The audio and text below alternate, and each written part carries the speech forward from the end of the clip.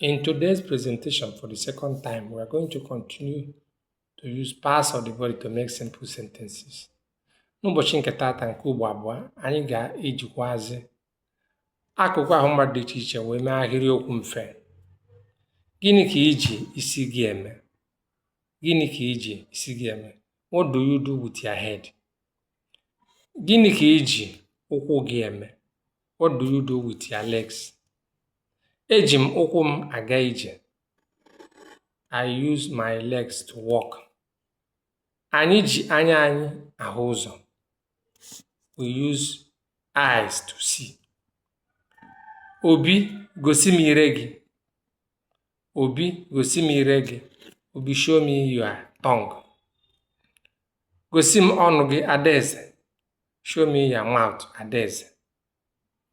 Eze Emeka dị ọcha nke ukwuu. Emeka's teeth is very white. Please try to spread this message. Ndewonu. Daalụnụ.